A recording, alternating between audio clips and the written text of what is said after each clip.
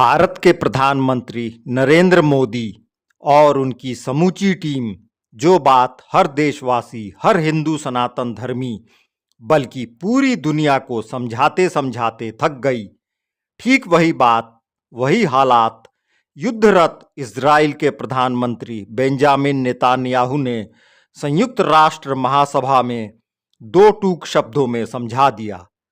Netanyahu के इस भाषण ने पूरी दुनिया को हिलाकर रख दिया है। दरअसल ये भाषण इजराइल और बाकी दुनिया के लिए जितना प्रासंगिक है, उससे कहीं ज़्यादा भारत के लिए है, क्योंकि भारत के हालात बिल्कुल ऐसे बनते जा रहे हैं कि कब आर पार की लड़ाई लड़नी पड़ जाए। ये पूरा भाषण हर भारतवासी के लिए खतरे की घंटी है। सुनिए पूरा भाषण हिंदी में, जिसका एक एक शब्द सिर्फ सुनने नहीं बल्कि समझने योग्य है। Mr. President, ladies and gentlemen, इस साल मेरा यहां आने का इरादा नहीं था। मेरा देश युद्ध में है, अपने जीवन के लिए लड़ रहा है। लेकिन जब मैंने इस मंच पर कई वक्ताओं द्वारा मेरे देश पर लगाए गए झूठ और बदनामी को सुना, तो मैंने यहाँ आकर सच्चाई को उजागर करने का फैसला किया। मैंने अपने लोगों के लिए बोलने और यहाँ आने का फैसला किया। अपने देश के लिए बोलना, सत्य के लिए बोलना, और यह सत्य है, इजराइल शांति चाहता है। इजराइल शांति चाहता है। इजराइल ने शांति स्थापित की है और फिर से शांति स्थापित करेगा। फिर भी हम क्रूर दुश्मनों का सामना कर रहे हैं जो हमारा विनाश चाहते हैं, और हमें उनसे खुद का बचाव करना चाहिए। ये क्रूर हत्यारे, हमारे दुश्मन, न केवल हमें नष्ट करना चाहते हैं बल्कि वे हमारी साझा सभ्यता को नष्ट करना चाहते हैं और हम सभी को अत्याचार और आतंक के अंधकारमय युग में वापस ले जाना चाहते हैं। जब मैंने पिछले साल यहाँ बात की थी तो मैंने कहा था कि हम उसी कालातीत विकल्प का सामना कर रहे हैं जो मूसा ने हजारों साल पहले इजराइल के लोगों के सामने रखा था, जब हम वादा किए गए देश में प्रवेश करने वाले थे। मूसा ने हमें बताया कि हमारे कार्य यह निर्धारित करेंगे कि हम भविष्य की पीढ़ियों को आशीर्वाद देते हैं या अभिशाप। यह वही विकल्प है जिसका सामना आज हम कर रहे हैं। ईरान की निरंतर आक्रामकता का अभिशाप या अरब और यहूदी के बीच ऐतिहासिक मेल मिलाप का आशीर्वाद। उस भाषण के बाद के दिनों में जिस आशीर्वाद के बारे में मैंने बात की थी, वह और भी स्पष्ट रूप से सामने आया। सऊदी अरब और इजराइल के बीच समानीकरण समझौता पहले से कहीं ज़्यादा नज़दीक लग रहा था, लेकिन फिर 7 अक्टूबर का अभिशाप आया। गाजा से हजारों ईरानी समर्थित हमास आतंकवादी पिकअप ट्रकों और मोटरसाइकिलों पर सवार होकर इजराइल में घुस आए और उन्होंने अकल्पनीय अत्याचार किए। उन्होंने 1200 लोगों की बर्बर हत्या कर दी। उन्होंने महिलाओं का बलात्कार किया, उनके शरीर को विकृत किया, उन्होंने पुरुषों के सिर काटे, उन्होंने बच्चों को जिंदा जला दिया, उन्होंने पूरे परिवार को जिंदा जला दिया। बच्चे, माता पिता, दादा दादी, नाजी नरसंहार की याद दिलाने वाले दृश्य। हमास ने दर्जनों अलग अलग देशों से 251 लोगों का अपहरण किया और उन्हें गाजा की काल कोठरी में घसीटा। इजराइल ने इनमें से 154 बंधकों को वापस घर लाया है, जिनमें से 117 जीवित वापस आ गए। मैं आपको आश्वस्त करना चाहता हूं कि हम तब तक चैन से नहीं बैठेंगे जब तक कि शेष बंधकों को भी वापस नहीं लाया जाता, और उनके परिवार के सदस्य आज हमारे साथ हैं। मैं आपसे खड़े होने के लिए कहता हूं। हमारे साथ एली टीवी हैं, जिनके बेटे ईदान को नोवा संगीत समारोह से अगवा कर लिया गया था। यही उनका अपराध था, एक संगीत समारोह, और इन हत्यारे राक्षसों ने उन्हें उठा लिया। कोबी समेरानो, जिनके बेटे जोनाथन की हत्या कर दी गई थी और उनकी लाश को काल कोठरी में गाजा की आतंकी सुरंगों में ले जाया गया था। एक लाश को बंधक बनाकर रखा गया था। सलीम अल अतराश, जिनके भाई मोहम्मद, एक बहादुर अरब इजरायली सैनिक थे, की हत्या कर दी गई थी। उनका शव भी गाजा ले जाया गया। और इस तरह इफ़ात हैमन की बेटी इनबार का शव भी ले जाया गया। जिसकी उसी संगीत समारोह में बेरहमी से हत्या कर दी गई थी। हमारे साथ शोरेन शराबी हैं, जिनके भाई योसी की हत्या कर दी गई थी, और जो अपने बड़े भाई एली के लिए प्रार्थना करते हैं, जो अभी भी गाजा में बंधक हैं। और हमारे साथ किबुत्ज नीर ओज के यिजहर लिफ्ट भी हैं, एक किबुत्ज जिसे आतंकवादियों ने मिटा दिया था। शुक्र है कि हम उनकी मां योचेवेड को रिहा करवाने में सफल रहे, लेकिन उसके पिता ओडेड अभी भी हमास के भूमिगत आतंकवादी नरक में सड़ रहे हैं। मैं आपसे फिर वादा करता हूं कि हम आपके प्रियजनों को घर वापस लाएंगे। जब तक यह पवित्र मिशन पूरा नहीं हो जाता, हम इस प्रयास में कोई कसर नहीं छोड़ेंगे। 7 मोर्चों पर युद्ध देवियों और सज्जनों, 7 अक्टूबर का अभिशाप तब शुरू हुआ जब हमास ने गाजा से इजराइल पर हमला किया। लेकिन यह यहीं खत्म नहीं हुआ। इजराइल को जल्द ही ईरान द्वारा आयोजित 6 और युद्ध मोर्चों पर खुद का बचाव करने के लिए मजबूर होना पड़ा। 8 अक्टूबर को हिजबुल्लाह ने लेबनान से हम पर हमला किया। तब से उन्होंने हमारे कस्बों और शहरों, हमारे नागरिकों और हमारे बच्चों पर 8000 से ज़्यादा रॉकेट दागे हैं। 2 हफ्तों के बाद यमन में ईरान समर्थित हौथियों ने इजराइल पर ड्रोन और मिसाइलें दागीं, जो 250 ऐसे हमलों से पहला था, जिसमें कल तेल अवीव पर किया गया हमला भी शामिल था। सीरिया और इराक में ईरान के शिया मिलिशिया ने पिछले साल भी दर्जनों बार इजराइल को निशाना बनाया है। ईरान की शहर पर यहूदिया और सामरिया में फिलिस्तीनी आतंकवादियों ने वहां और पूरे इजराइल में कई हमले किए, और पिछले अप्रैल में पहली बार ईरान ने सीधे अपने ही क्षेत्र इजराइल पर हमला किया। हम पर 300 ड्रोन, क्रूज मिसाइल और बैलिस्टिक मिसाइल दागे जा रहे हैं। मेरे पास तेहरान के तानाशाहों के लिए एक संदेश है। अगर तुम हम पर हमला करोगे तो हम तुम पर हमला करेंगे। ऐसी कोई जगह नहीं है, ईरान में कोई जगह नहीं है जहां इजराइल का लंबा हाथ न पहुंच सके। और यह पूरे मध्य पूर्व के लिए एक सच है, वध के लिए ले जाए जाने वाले मेमने बनने से कहीं दूर।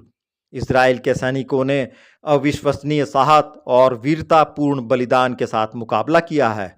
और मेरे पास इस सभा और इस हॉल के बाहर की दुनिया के लिए एक और संदेश है। हम जीत रहे हैं। आशीर्वाद या अभिशाप, देवियों और सज्जनों, इस समय जब इजराइल 7 मोर्चों पर चल रहे युद्ध में ईरान के खिलाफ अपनी रक्षा कर रहा है, तो आशीर्वाद और अभिशाप को अलग अलग करने वाली रेखाएं और अधिक स्पष्ट हो सकती हैं। यह वह नक्शा है जिसे मैंने पिछले साल यहाँ प्रस्तुत किया था। यह आशीर्वाद का नक्शा है। यह दिखाता है कि इजराइल और उसके अरब साझेदार एशिया और यूरोप को जोड़ने वाला एक भूमि पुल बना रहे हैं। हिंद महासागर और भूमध्य सागर के बीच इस पुल के पार हम रेल लाइनें, ऊर्जा पाइपलाइनें और फाइबर ऑप्टिकल केबल बिछाएंगे, और इससे 2 अरब लोगों की बेहतरी होगी। अब इस दूसरे नक्शे को देखिए। यह एक अभिशाप का नक्शा है। यह आतंक के उस चाप का नक्शा है जिसे ईरान ने हिंद महासागर से लेकर भूमध्य सागर तक बनाया और थोपा है। ईरान के घातक चाप ने अंतर्राष्ट्रीय जलमार्गों को बंद कर दिया है। यह व्यापार को काट देता है, राष्ट्रों को भीतर से नष्ट कर देता है और लाखों लोगों को दुख पहुंचाता है। एक ओर यह उज्जवल आशीर्वाद है, आशा का भविष्य, दूसरी ओर निराशा का एक अंधकारमय भविष्य। और अगर आपको लगता है कि यह अंधकारमय नक्शा केवल इजराइल के लिए एक अभिशाप है, तो आपको फिर से सोचना चाहिए, क्योंकि यदि ईरान की आक्रामकता पर अंकुश नहीं लगाया गया तो इससे मध्य पूर्व के प्रत्येक देश तथा शेष विश्व के अनेक देश खतरे में पड़ जाएंगे, क्योंकि ईरान अपने कट्टरवाद को मध्य पूर्व से कहीं आगे तक फैलाना चाहता है। यही कारण है कि यह 5 महाद्वीपों पर आतंकवादी नेटवर्क को वित्त पोषित करता है। यही कारण है कि यह पूरी दुनिया को धमकाने के लिए परमाणु हथियारों के लिए बैलिस्टिक मिसाइल बनाता है। बहुत लंबे समय से दुनिया ईरान को खुश करती आ रही है। इसने इसके आंतरिक दमन पर आंखें मूंद लीं, इसने इसके बाहरी आक्रमण पर आंखें मूंद लीं।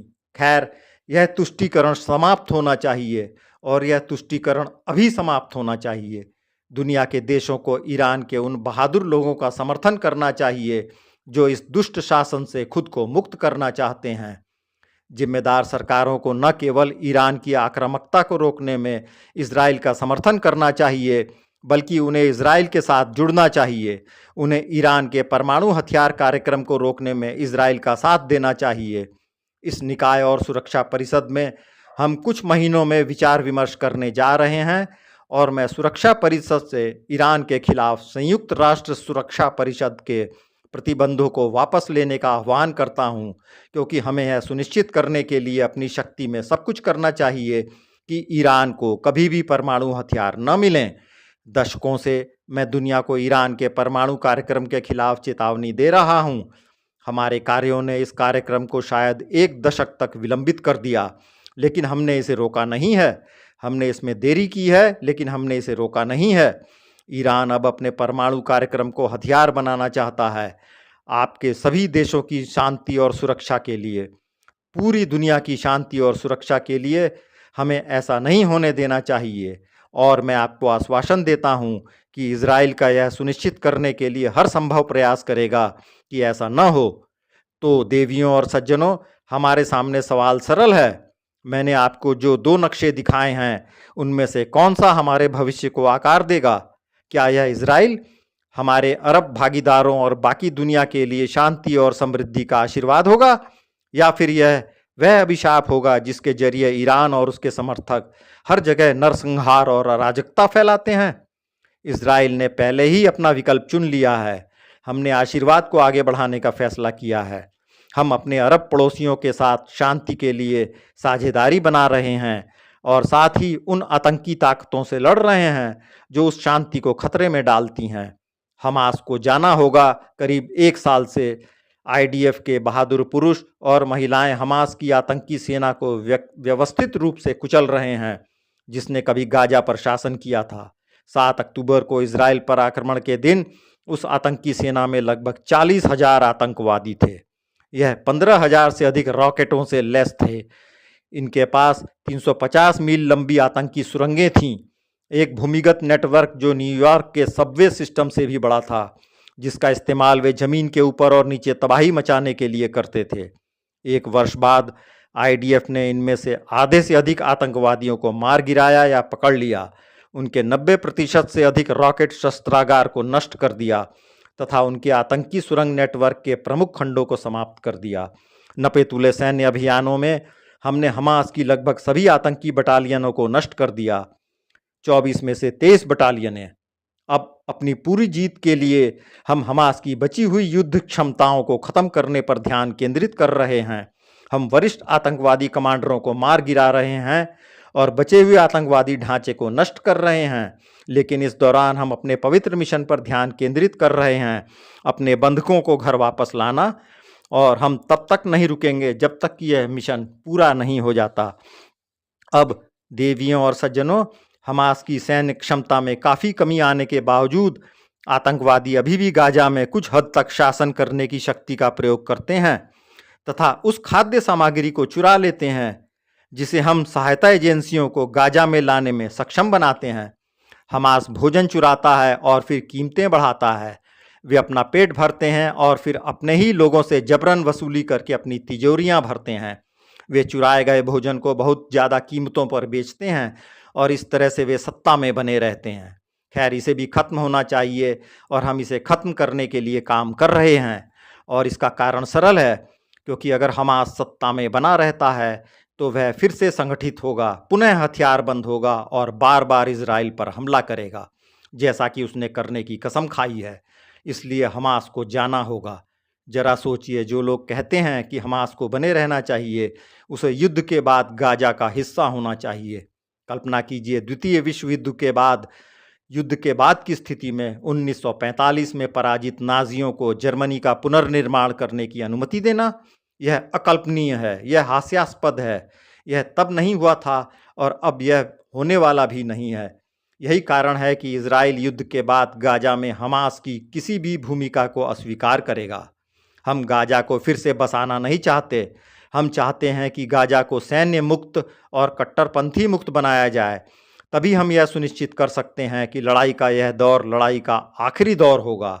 हम गाजा में शांतिपूर्ण सह अस्तित्व के लिए प्रतिबद्ध स्थानीय नागरिक प्रशासन का समर्थन करने के लिए क्षेत्रीय और अन्य भागीदारों के साथ काम करने के लिए तैयार हैं। बंधकों के लिए हमारे पास हमास के अपहरणकर्ताओं के लिए एक संदेश है, उन्हें जाने दो, उन्हें जाने दो। उन सभी को आज जो जीवित हैं उन्हें जीवित वापस लौटाया जाना चाहिए और जिन लोगों को आपने क्रूरता से मारा है उनके अवशेष उनके परिवारों को लौटाए जाने चाहिए। आज हमारे साथ मौजूद परिवार और इजराइल में अन्य लोग अपने प्रियजनों के लिए एक विश्राम स्थल के हकदार हैं, एक ऐसी जगह जहां वे शोक मना सकें और उन्हें याद कर सकें। देवियों और सज्जनों, यह युद्ध अब समाप्त हो सकता है। बस इतना ही होना है कि हमास को आत्मसमर्पण करना होगा, अपने हथियार डालने होंगे और सभी बंधकों को रिहा करना होगा। लेकिन अगर वे ऐसा नहीं करते हैं तो हम तब तक लड़ेंगे जब तक हमें जीत हासिल नहीं हो जाती। पूरी जीत, इसका कोई विकल्प नहीं है। हिजबुल्लाह पर बस बहुत हो गया। इजराइल को लेबनान में हिजबुल्लाह को भी हराना होगा। हिजबुल्लाह आज दुनिया का सबसे बड़ा आतंकवादी संगठन है। इसकी जड़ें सभी महाद्वीपों तक फैली हुई हैं। इसने बिन लादेन को छोड़कर किसी भी समूह की तुलना में अधिक अमेरिकियों और अधिक फ्रांसीसी लोगों की हत्या की है। इसने इस कमरे में प्रतिनिधित्व करने वाले कई देशों के नागरिकों की हत्या की है और इसने पिछले 20 वर्षों में इजराइल पर क्रूर हमला किया है। पिछले वर्ष बिना उकसावे के 7 अक्टूबर को हमास के नरसंहार के एक दिन बाद हिजबुल्लाह ने इजराइल के खिलाफ हमले शुरू कर दिए, जिसके कारण हमारी उत्तरी सीमा पर 60,000 से अधिक इजरायलियों को अपने देश छोड़ने पर मजबूर होना पड़ा और वे अपनी ही भूमि पर शरणार्थी बन गए। हिजबुल्लाह ने उत्तरी इजराइल के जीवंत शहरों को भूतिया शहरों में बदल दिया। इसलिए मैं चाहता हूं कि आप इस बारे में अमेरिकी शब्दों में सोचें। जरा सोचिए, अगर आतंकवादियों ने एल पासो और सैन डिएगो को भूतिया शहरों में बदल दिया होता, फिर खुद से पूछिए अमेरिकी सरकार इसे कब तक बर्दाश्त करेगी? एक दिन, एक सप्ताह, एक महीना? मुझे संदेह है कि वे इसे एक दिन भी बर्दाश्त नहीं करेंगे। फिर भी इजराइल पिछले 1 साल से इस असहनीय स्थिति को बर्दाश्त कर रहा है। खैर, मैं आज यहाँ यह कहने आया हूँ कि अब बहुत हो गया। हम तब तक चैन से नहीं बैठेंगे जब तक हमारे नागरिक सुरक्षित रूप से अपने घरों को वापस नहीं लौट जाते। हम अपनी उत्तरी सीमा पर बैठी एक आतंकी सेना को स्वीकार नहीं करेंगे जो 7 अक्टूबर जैसा नरसंहार करने में सक्षम हो। 18 साल तक हिजबुल्लाह ने संयुक्त राष्ट्र सुरक्षा परिषद के प्रस्ताव 1701 को लागू करने से साफ इनकार कर दिया, जिसके तहत उसे अपनी सेना को हमारी सीमाओं से दूर ले जाना था। इसके बजाय हिजबुल्लाह हमारी सीमा तक पहुंच गया। उन्होंने हमारे समुदायों में घुसपैठ करने के लिए गुप्त रूप से आतंकी सुरंगें खोदी और हमारे कस्बों और गांवों में अंधाधुंध तरीके से हजारों रॉकेट दागे। वे इन रॉकेटों और मिसाइलों को सैन्य स्थलों से नहीं दागते हैं, वे ऐसा भी करते हैं, लेकिन वे इन रॉकेटों और मिसाइलों को स्कूलों, अस्पतालों, अपार्टमेंट इमारतों और लेबनान के नागरिकों के निजी घरों में रखने के बाद दागते हैं। वे अपने ही लोगों को खतरे में डालते हैं। वे हर रसोई में मिसाइल रखते हैं, हर गैराज में एक रॉकेट। मैंने इस सप्ताह लेबनान के लोगों से कहा, हिजबुल्लाह ने आपको जिस मौत के जाल में फंसाया है उससे बाहर निकलिए। नसरल्लाह को लेबनान को रसातल में न जाने दीजिए। हम आपके साथ युद्ध में नहीं हैं, हम हिजबुल्लाह के साथ युद्ध में हैं, जिसने आपके देश पर कब्जा कर लिया है और हमारे देश को नष्ट करने की धमकी दे रहा है। जब तक हिजबुल्लाह का युद्ध का रास्ता चुनता है, तब तक इजराइल के पास कोई विकल्प नहीं है और इजराइल को इस खतरे को दूर करने और हमारे नागरिकों को सुरक्षित उनके घरों में वापस भेजने का पूरा अधिकार है और हम ठीक यही कर रहे हैं। अभी इस हफ्ते आईडीएफ ने हिजबुल्लाह के रॉकेटों का एक बड़ा हिस्सा नष्ट कर दिया, जो 3 दशकों से ईरान के वित्त पोषण से बनाए जा रहे थे। हमने वरिष्ठ सैन्य कमांडरों को मार गिराया, जिन्होंने न केवल इजराइल का बल्कि अमेरिकी और फ्रांसीसी लोगों का भी खून बहाया। और फिर हमने उन प्रतिस्थापन को हटा दिया और फिर उनके प्रतिस्थापन और हम हिजबुल्लाह को तब तक अपमानित करना जारी रखेंगे जब तक कि हमारे सभी उद्देश्य पूरे नहीं हो जाते। ऐतिहासिक शांति का मार्ग देवियों और सज्जनों, हम आतंकवाद के अभिशाप को दूर करने के लिए प्रतिबद्ध हैं, जो सभी सभ्य समाजों के लिए खतरा है। लेकिन एक नए मध्य पूर्व के आशीर्वाद को वास्तव में महसूस करने के लिए हमें 4 साल पहले अब्राहम समझौते के साथ जो रास्ता तय किया था उसे जारी रखना चाहिए। सबसे बढ़कर इसका मतलब है इजराइल और सऊदी अरब के बीच एक ऐतिहासिक शांति समझौता हासिल करना। और अब्राहम समझौते के साथ जो आशीर्वाद हम पहले ही ला चुके हैं, लाखों इजरायली जो पहले ही सऊदी अरब के आसमान से अरब प्रायद्वीप के पार खाड़ी देशों के लिए उड़ान भर चुके हैं, व्यापार, पर्यटन, संयुक्त उद्यम, शांति। मैं आपसे कहता हूँ, सऊदी अरब के साथ ऐसी शांति क्या आशीर्वाद लाएगी। यह हमारे दोनों देशों की सुरक्षा और अर्थव्यवस्था के लिए वरदान साबित होगा। इससे पूरे क्षेत्र में व्यापार और पर्यटन को बढ़ावा मिलेगा। इससे मध्य पूर्व को वैश्विक शक्ति में बदलने में मदद मिलेगी। हमारे दोनों देश ऊर्जा, जल, कृषि, कृत्रिम बुद्धिमत्ता और कई अन्य क्षेत्रों में सहयोग कर सकते हैं। मुझे यकीन है कि ऐसी शांति इतिहास की एक सच्ची धुरी होगी। यह अरब दुनिया और इजराइल के बीच, इस्लाम और यहूदी धर्म के बीच, मक्का और यरूशलेम के बीच ऐतिहासिक सुलह की शुरुआत होगी। जबकि इजराइल ऐसी शांति स्थापित करने के लिए प्रतिबद्ध है, ईरान और उसके आतंकी समर्थक इसे विफल करने के लिए प्रतिबद्ध हैं। इसलिए ईरान के नापाक इरादों को विफल करने का सबसे अच्छा तरीका शांति स्थापित करना है। ऐसी शांति एक और भी व्यापक अब्राहिम गठबंधन की नींव होगी और उस गठबंधन में संयुक्त राष्ट्र अमेरिका, इजराइल के वर्तमान अरब शांति साझेदार, सऊदी अरब और अन्य देश शामिल होंगे जो शांति का आशीर्वाद चुनते हैं। इससे मध्य पूर्व में सुरक्षा और समृद्धि बढ़ेगी और बाकी दुनिया को बहुत लाभ होगा। अमेरिका समर्थित और नेतृत्व के साथ मेरा मानना है कि यह दृष्टिकोण लोगों की सोच से कहीं ज़्यादा जल्दी साकार हो सकता है और इजराइल के प्रधानमंत्री के तौर पर मैं इसे साकार करने के लिए अपनी पूरी शक्ति लगा दूंगा। यह एक ऐसा अवसर है जिसे हम और पूरी दुनिया को नहीं छोड़ना चाहिए। दुनिया के लिए एक विकल्प। देवियों और सज्जनों, इजराइल ने अपना चुनाव कर लिया है। हम समृद्धि और शांति के उज्जवल युग की ओर आगे बढ़ना चाहते हैं। ईरान और उसके समर्थकों ने भी अपना चुनाव कर लिया है। वे आतंक और युद्ध के अंधकारमय युग में वापस जाना चाहते हैं। और अब मेरे पास एक सवाल है और मैं यह सवाल आपसे पूछता हूँ, आप क्या चुनाव करेंगे? क्या आपके देश इजराइल के साथ खड़ा होगा? क्या आप लोकतंत्र और शांति के साथ खड़े होंगे या आप ईरान के साथ खड़े होंगे, एक क्रूर तानाशाही जो अपने ही लोगों को गुलाम बनाती है और दुनिया भर में आतंकवाद का निर्यात करती है। अच्छाई और बुराई के बीच इस लड़ाई में कोई दुविधा नहीं होनी चाहिए। जब आप इजराइल के साथ खड़े होते हैं तो आप अपने मूल्यों और अपने हितों के लिए खड़े होते हैं। हाँ, हम खुद का बचाव कर रहे हैं, लेकिन हम एक आम दुश्मन के खिलाफ भी आपका बचाव कर रहे हैं जो हिंसा और आतंक के माध्यम से हमारे जीवन के तरीके को नष्ट करना चाहता है। इसलिए इस बारे में कोई भ्रम नहीं होना चाहिए। लेकिन दुर्भाग्य से कई देशों में और इस हॉल में भी, जैसा कि मैंने अभी सुना है, यह बहुत है, अच्छाई को बुराई के रूप में चित्रित किया जाता है और बुराई को अच्छाई के रूप में चित्रित किया जाता है। हम इस नैतिक भ्रम को तब देखते हैं जब हम अपने दुश्मनों से खुद का बचाव करते हैं जो हमारे खिलाफ नरसंहार करने की कोशिश करते हैं, जबकि इजराइल पर नरसंहार का झूठा आरोप लगाया जाता है। हम इसे तब भी देखते हैं जब आईसीसी अभियोक्ता द्वारा इजराइल पर गाजा में जानबूझकर फिलिस्तीनियों को भूखा रखने का बेतुका आरोप लगाया जाता है। यह कितनी बेतुकी बात है। हम गाजा में 7 लाख टन खाद्य सामग्री लाने में मदद करते हैं। यह गाजा में रहने वाले हर पुरुष, महिला और बच्चे के लिए प्रतिदिन 3000 कैलोरी से ज़्यादा है। हम इस नैतिक भ्रम को तब देखते हैं जब इजराइल पर जानबूझकर नागरिकों को निशाना बनाने का झूठा आरोप लगाया जाता है। हम एक भी निर्दोष व्यक्ति को मरते नहीं देखना चाहते। यह हमेशा एक त्रासदी होती है और इसीलिए हम नागरिकों की मौतों को कम करने के लिए बहुत कुछ करते हैं, भले ही हमारे दुश्मन नागरिकों को मानव ढाल के रूप में इस्तेमाल करते हों। और किसी भी सेना ने नागरिकों की मौतों को कम करने के लिए वह नहीं किया जो इजराइल कर रहा है।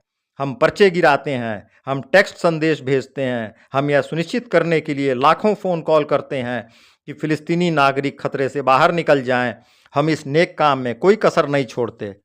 हम एक और गहरा नैतिक भ्रम देखते हैं जब स्वघोषित प्रगतिवादी इजराइल के लोकतंत्र के खिलाफ मार्च करते हैं, क्या उन्हें एहसास नहीं है कि वे तेहरान और गाजा में ईरान समर्थित गुंडों का समर्थन करते हैं, जो प्रदर्शनकारियों पर गोली चलाते हैं, अपने बाल न ढकने पर महिलाओं की हत्या करते हैं और समलैंगिकों को सार्वजनिक चौराहों पर फांसी पर लटकाते हैं।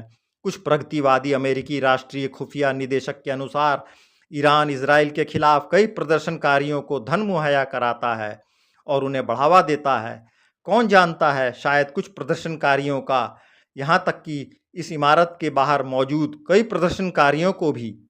देवियों और सज्जनों, राजा सुलेमान, जिन्होंने 3000 साल पहले हमारी शाश्वत राजधानी यरूशलेम में शासन किया था, ने कुछ ऐसा कहा था जो आप सभी को परिचित है। उन्होंने कहा, सूर्य के नीचे कुछ भी नया नहीं है। खैर, अंतरिक्ष यात्रा, क्वांटम भौतिक और कृत्रिम बुद्धिमत्ता के युग में कुछ लोग तर्क देंगे कि यह एक बहस का विषय है, लेकिन एक बात से इनकार नहीं किया जा सकता, संयुक्त राष्ट्र में निश्चित रूप से कुछ भी नया नहीं है। मेरी बात मानिए, मैंने पहली बार 1984 में संयुक्त राष्ट्र में इजराइल के राजदूत के रूप में इस मंच से बात की थी। यह ठीक 40 साल पहले की बात है और यहाँ अपने पहले भाषण में मैंने इस संस्था से इजराइल को बाहर निकालने के प्रस्ताव के खिलाफ बात की थी। 4 दशक के बाद मैं खुद को उसी बेतुके प्रस्ताव के खिलाफ इजराइल का बचाव करते हुए पाता हूँ। और इस बार इस हमले का नेतृत्व कौन कर रहा है? हमास नहीं, बल्कि अब्बास, फिलिस्तीनी प्राधिकरण के अध्यक्ष महमूद अब्बास। यह वही व्यक्ति है जो दावा करता है कि वह इजराइल के साथ शांति चाहता है, फिर भी वह 7 अक्टूबर के भयानक नरसंहार की निंदा करने से इनकार करता है। वह अभी भी इजरायलियों और अमेरिकियों की हत्या करने वाले आतंकवादियों को करोड़ों डॉलर दे रहा है। इस पे फॉर स्ले कहते हैं। आप जितना ज़्यादा हत्या करेंगे, आपको उतना ही ज़्यादा भुगतान मिलेगा। और वह अभी भी इजराइल के अस्तित्व के अधिकार और इजराइल के खुद की रक्षा करने के अधिकार के खिलाफ निरंतर कूटनीतिक युद्ध लड़ रहा है। और वैसे ये दोनों एक ही बात है, क्योंकि अगर आप खुद की रक्षा नहीं कर सकते तो आप अस्तित्व में नहीं रह सकते। हमारे पड़ोस में तो बिल्कुल नहीं, और शायद आपके पड़ोस में भी नहीं। 40 साल पहले इसी मंच पर खड़े होकर मैंने इजराइल को बाहर निकालने के उस अपमानजनक प्रस्ताव के प्रायोजकों से कहा था, सज्जनों, अपनी कट्टरता को दरवाजे पर ही रोक लें। आज मैं राष्ट्रपति अब्बास और आप सभी से, जो शर्मनाक तरीके से उस प्रस्ताव का समर्थन करेंगे, कहता हूं, अपनी कट्टरता का दरवाजे पर ही रोक लें। संयुक्त राष्ट्र यहूदी विरोधी कड़वाहट का दलदल, एकमात्र यहूदी राष्ट्र को अलग थलग करना संयुक्त राष्ट्र पर नैतिक दाग बना हुआ है। इसने हम कभी सम्मानित संस्था को हर जगह सभ्य लोगों की नज़र में घृणित बना दिया है, लेकिन फिलिस्तीनियों के लिए यह संयुक्त राष्ट्र का अंधकारमय घर ही है। वे जानते हैं कि यहूदी विरोधी इस दलदल में यहूदी राज्य को किसी भी राज्य के लिए बदनाम करने के लिए एक स्वचालित बहुमत तैयार है। इस इजराइल विरोधी सपाट पृथ्वी समाज में कोई भी झूठा आरोप, कोई भी अजीबोगरीब आरोप बहुमत जुटा सकता है। पिछले 1 दशक में संयुक्त राष्ट्र महासभा में इस हॉल में इजराइल के खिलाफ जितने प्रस्ताव पारित हुए हैं, उतने पूरे विश्व के खिलाफ नहीं हुए। वास्तव में 2 गुने से भी ज़्यादा। 2014 से अब तक इस संस्था ने 174 बार इजराइल की निंदा की है। इसने दुनिया के सभी अन्य देशों की 73 बार निंदा की है। यह यहूदी राष्ट्र के लिए 100 से अधिक अतिरिक्त निंदा है। क्या पाखंड है, क्या दोहरा मापदंड है, क्या मजाक है। तो आज आपने जो भी भाषण सुने, इस साल इजराइल के प्रति जो भी शत्रुतापूर्ण रवैया अपनाया गया, वह गाजा के बारे में नहीं है, यह इजराइल के बारे में है। यह हमेशा से इजराइल के बारे में रहा है, इजराइल के अस्तित्व के बारे में। और मैं आपसे कहता हूँ, जब तक इजराइल यहूदी राज्य के साथ अन्य राष्ट्रों की तरह व्यवहार नहीं किया जाता, जब तक यह यहूदी विरोधी दलदल सूख नहीं जाता, तब तक संयुक्त राष्ट्र को हर जगह निष्पक्ष सोच वाले लोगों का एक तिरस्कारपूर्ण तमाशा के अलावा कुछ नहीं मानेंगे। और संयुक्त राष्ट्र में यहूदी विरोधी भावना को देखते हुए किसी को भी इस बात पर आश्चर्य नहीं होना चाहिए कि संयुक्त राष्ट्र से संबद्ध अंगों में से एक, ICC के अभियोक्ता, मेरे और इजराइल के रक्षा मंत्री जो कि लोकतांत्रिक रूप से इजराइल राज्य के निर्वाचित नेता हैं, के विरुद्ध गिरफ्तारी वारंट जारी करने पर विचार कर रहे हैं। आईसीसी अभियोजक का जल्दबाजी में निर्णय लेना तथा इजराइल के साथ उसके स्वतंत्र न्यायालयों के समान व्यवहार करने से इनकार करना विशुद्ध यहूदी विरोध के अलावा किसी अन्य कारण से समझाना कठिन है। देवियों और सज्जनों, असली युद्ध अपराधी इजराइल में नहीं हैं, वे ईरान में हैं, वे गाजा में हैं, वे सीरिया में हैं, लेबनान में हैं, यमन में हैं। आप में से जो लोग इन युद्ध अपराधियों के साथ खड़े हैं, आप में से जो लोग अच्छाई के खिलाफ बुराई के साथ खड़े हैं, आशीर्वाद के खिलाफ अभिशाप के साथ, आप में से जो लोग ऐसा करते हैं, उन्हें खुद पर शर्म आनी चाहिए। हम जीतेंगे क्योंकि हमारे पास कोई विकल्प नहीं है, लेकिन मेरे पास आपके लिए एक संदेश है। इस लड़ाई में इजराइल जीतेगा। हम यह लड़ाई जीतेंगे क्योंकि हमारे पास कोई विकल्प नहीं है। कई पीढ़ियों तक हमारे लोगों का कत्लेआम किया गया, बेरहमी से उनका कत्लेआम किया गया और किसी ने भी हमारी रक्षा के लिए उंगली नहीं उठाई।